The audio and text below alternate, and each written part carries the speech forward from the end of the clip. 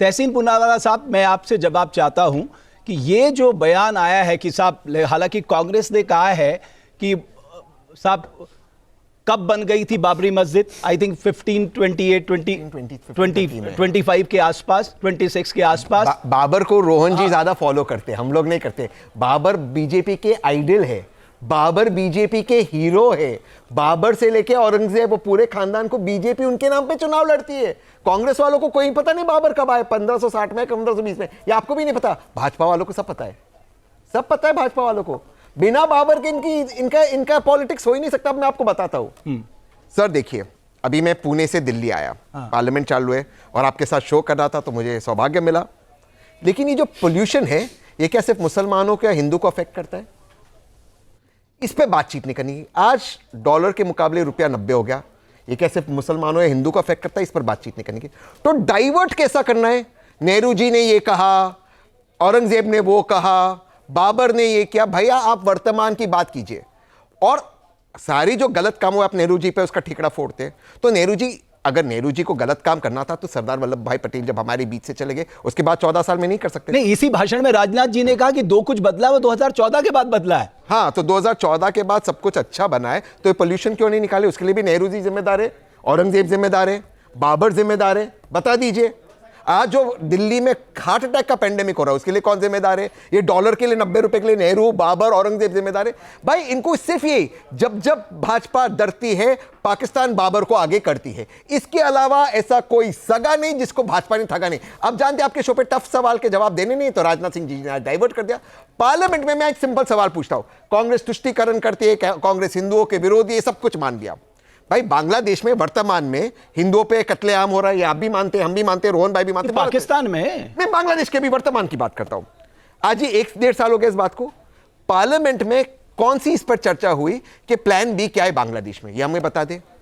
4,000 भारतीय सीरिया में वर्तमान में काम करते हैं। वर्तमान में हमारी एक रिफाइनरी सीरिया में, प्लान बी सीरिया के अंदर क्या है वो बता दे।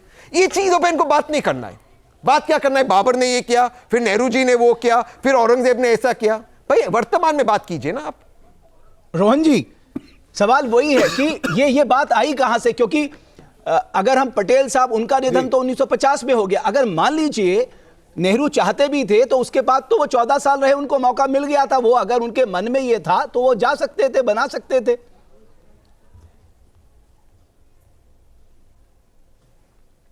देखिए रमेश जी, पब्लिक प्रेशर भी तो चीज है ना। आप किसी चीज को प्रयास करेंगे, आज उनको तो लगा था जब ओवर कॉन्फिडेंस था तो स्टार्टिंग में कर दिया, उसके बाद लगा कि नहीं पब्लिक सेंटीमेंट लोग समझना चालू करेंगे तो नहीं करेंगे। मुख्य मुद्दा अभी हमारे साथी ने कहा कि आप आज की बात करिए, मैं तो कल की बात कर रहा हूं, मैं तो आज की बात कर रहा हूं। रेवंत रेड्डी ने किस प्रकार से सनातन के, हिंदू धर्म के जो हमारे भगवान है, मैं तो इस महीने की बात कर रहा हूं जब रेवंत रेड्डी ने कहा कि मुसलमान मतलब कांग्रेस और कांग्रेस मतलब मुसलमान। मैं तो कहां दूर की बात कर रहा हूं, मैं तो आजकल की बात कर रहा हूं। और आपने कहा कि मुद्दा डाइवर्ट, अरे भैया मुद्दा तो आप डाइवर्ट कर रहे हैं कि जिस देश की जीडीपी 8.2% से बड़ी हो उसको कहां मुद्दा डाइवर्ट करने की जरूरत है? किसी ने हम पे जो टैरिफ डाला हो हमने सबको मुंह तोड़ जवाब दिया। आपके नेता कहते हैं कि हमारी डेड इकोनॉमी है, वो डेड इकोनॉमी बोलने वाले के मुंह पे कड़क तमाचा देश की जनता ने मार के दिखाया है 8.2% का वृद्धि दर करके। कौन सी डेड इकोनॉमी है? क्या आप देश के सामने? लेकिन रोहन गुप्ता साहब डाइवर्ट नहीं होते, इसी मुद्दे पे आते हैं। इकोनॉमी डेड इकोनॉमी है। मैं चैलेंज के साथ आपके साथ डिस्कशन करने को तैयार हूं। रमेश जी एक चीज, रोहन जी मैं एक चीज कहना चाहता हूं, मैं इसी मुद्दे पे आता हूं। जो राजनाथ सिंह ने कहा ये तो एक बयान है, उसके आगे भी वो बहुत कुछ बोले। आप मुझे बताइए, हम क्या अटल बिहारी वाजपेयी जी ने इस देश के लिए जो किया, चाहे वो सर्व शिक्षा अभियान था, चाहे वो परमाणु पोखरण परीक्षण था, चाहे वो गोल्डन क्वाड्रिलेटरल स्कीम थी, चाहे वो प्रधानमंत्री ग्राम सड़क योजना जैसे प्रोग्राम था, उसको अंडरमाइन कर सकते हैं? कोई देश का व्यक्ति इन प्रोग्राम्स को अंडरमाइन कर सकता है जो भारत के लिए गेम चेंजर साबित हुए? बिल्कुल नहीं। तो फिर यह क्यों कहा जाता है कि 2014 के बाद ही सब कुछ हुआ? कोई मनमोहन सिंह के इस प्रोग्राम को चैलेंज कर सकता है जिसमें उन्होंने राइट टू फूड की बात की, सब कुछ नहीं कहा, राइट टू इंफॉर्मेशन की बात की है ना, मनरेगा जैसे प्रोग्राम की बात की है, जिन्होंने 2008 के ग्लोबल फाइनेंशियल क्राइसिस से इस देश को बाहर निकाला, 1991 में ग्लोबलाइजेशन का रोड मैप रखा, उनके जो उन्होंने जो कंट्रीब्यूट किया इस देश के लिए, उसको कोई भुला सकता है? मुझे बताइए रोहन जी, आप तो कांग्रेस में भी रहे हैं, आपको वहां का भी अनुभव है, इसलिए मैं आपसे जानना चाहता हूं क्या इन कंट्रीब्यूशन को भुलाया जा सकता है? कभी नहीं। कोई भी कंट्रीब्यूशन को, कोई भी सरकार हो, कोई भी प्रधानमंत्री हो, हमको किसी के भी कंट्रीब्यूशन को भुलाना नहीं चाहिए। मैं आपको आधिकारिक तौर पे बोल रहा हूं, वो मनमोहन सिंह जी हो या जो भी हो, एक पास्ट में है, उन्होंने अपने समय पे काम किया, आज हमको उसका रिस्पेक्ट करना चाहिए, उनको भविष्य की बात करनी चाहिए। पर आपको समझना पड़ेगा कि क्यों राजनाथ जी ने कहा कि शिफ्ट कहां पे आया, भविष्य की बात करनी चाहिए, फिर ये 1950 की बात क्यों? जो स्पीड,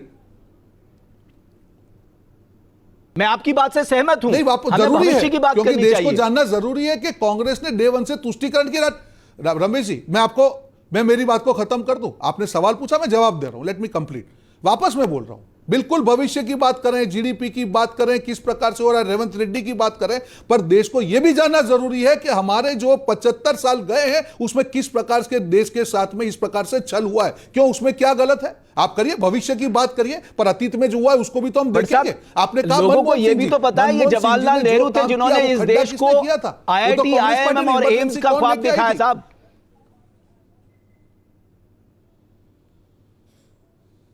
देखिए वापस रमेश जी, मैंने आपको कहा कि कोई भी प्रधानमंत्री ने जो भी देश की नींव रखी है 100% हमको उसको कोई क्रिटिसाइज नहीं करना चाहिए, पर जो चीज गलत हुई है, जहां पे गलती हुई है, तुष्टीकरण में गलती ये हुई है। उसके बाद में चीन का हम बात करें, जब वॉर हुआ था वहां पे भी गलती हुई है। उसके बाद में इमरजेंसी की गलती बिल्कुल हुई है। जिस प्रकार से राजीव जी के टाइम पे गलतियां हुई है, गलतियां हमको चर्चा तो करेंगे ना। इसका मतलब यह नहीं है कि हम उनके कंट्रीब्यूशन को हम जीरो बता रहे हैं, पर जो गलत हुआ है, जो तुष्टीकरण की मानसिकता कहां से आई है, नेहरू जी के समय से आई है। क्यों आई है? आज की भी कांग्रेस क्यों तुष्टीकरण की मानसिकता से शिकार है? तहसीन भाई, फिर मैं रिजवी साहब और बंसल साहब के पास जाऊंगा। अगर वहां से तुष्टीकरण हो तो आज की कांग्रेस का तुष्टीकरण लाजमी है। ठीक है तहसीन भाई, आज उनके सीएम भी जो तुष्टीकरण कर रहे हैं, तुष्टीकरण का आरोप लगता है। और इसका एक उदाहरण देना चाहूंगा। डॉक्टर मनमोहन सिंह का ये कहना, आई थिंक 2006 में उन्होंने कहा था कि इस देश में जो हमारे संसाधन हैं उनमें अल्पसंख्यकों का, खासकर मुस्लिमों का पहला हक है। तो ये जो बयान है, चाहे वो 15 पॉइंट प्रोग्राम्स की बात हो, चाहे सच्चर कमेटी हो, डॉक्टर गोपाल सिंह की कमेटी हो, ये सब ये इशारा करती है कि एक कम्युनिटी पे इतना ध्यान क्यों लगाया गया। रमेश भाई, आपने बिल्कुल सही कहा। और जिस स्टेटमेंट का आप जिक्र करते हैं उसके बाद एक प्रेस रिलीज भी है, रिटन के अंदर है, पीएमओ से क्लैरिफिकेशन है, पूरा स्टेटमेंट है कि माननीय प्रधानमंत्री अल्पसंख्यक और जो पिछले समाज है उनके बारे में बात करते हैं। पूरा स्टेटमेंट है, SC ST अल्पसंख्यक, खास करके मुसलमान समाज, वो इकोनॉमिक सेक्टर में जो सच्चर कमेटी रिपोर्ट, अन्य रिपोर्ट है, मिश्रा कमेटी रिपोर्ट, कि जो इकोनॉमिकली बैकवर्ड है उनके लिए हमें कोई प्रोग्राम्स बनाना चाहिए, 15 पॉइंट प्रोग्राम, जिससे जो लोग गरीब है, चाहे किसी भी धर्म के हो, किसी भी जाति के हो, वो आगे आए। अब रोहन भाई ने कहा 4% रिजर्वेशन आंध्र प्रदेश के अंदर कांग्रेस ने प्रॉमिस किया, जबकि हो नहीं सकता। मैं बिल्कुल मानता हूं, संविधान इसकी इजाजत नहीं दे सकता। रमेश भाई, थोड़ा मैं कमजोर हूं पॉलिटिक्स में, आप विद्वान हैं। चंद्रबाबू नायडू वर्तमान में किसके एलाई है? बीजेपी के ना, शायद मोदी जी के साथ बैठते हैं ना। उनका थोड़ा आप गूगल कर दीजिए, उस पर उनका मैनिफेस्टो के अंदर वर्तमान में 2024 में चुनाव हुआ, 4% रिजर्वेशन है या नहीं है? वहां पे तुष्टीकरण नहीं होगा। देखिए, मैं फिर से कहता हूं, ऐसा कोई सगा नहीं जिसको भाजपा नहीं थगा नहीं। महेश शर्मा जी, यहां के मेंबर ऑफ पार्लियामेंट, ने कहा मां सीता का जन्म का कोई प्रमाण नहीं है। हमारा रिजोल्यूशन नहीं है। नहीं सर, बट आपके तो इलेक्शन मैनिफेस्टो में है ना सर, वो तो मैनिफेस्टो में है ना सर। आपने क्यों नहीं कहा चंद्रबाबू नायडू जी की वो तुष्टीकरण कर रहे हैं? कांग्रेस बीजेपी की बात कर रहे हैं। नहीं सर, आप करें तो चमत्कार, हम करें तो गुनहगार की बात कर रहे हैं। तो आप में वो गट्स होना चाहिए कहने को उनको बार। ये हमारा नहीं, आज हम सिर्फ कांग्रेस और बीजेपी, ओके सर, सिर्फ कांग्रेस और बीजेपी की बात करते हैं। हम लोग तो सिर्फ कांग्रेस बीजेपी की बात करते हैं सर। आप अलायंस की बात ठीक है सर, चलो ये चैलेंज भी एक्सेप्ट है। स्पेसिफिक बीजेपी की बात कर रमेश भाई, ये चैलेंज भी एक्सेप्ट है रोहन भाई का, चलिए ये भी मान लेते हैं। जहां भक्ति है हर शब्द में, कथाओं में छुपे हैं दिव्य रहस्य, और ज्योतिष देता है जीवन को दिशा। धर्म से जुड़ी हर बातों को जानने के लिए हमारे चैनल स्तुति को सब्सक्राइब करें।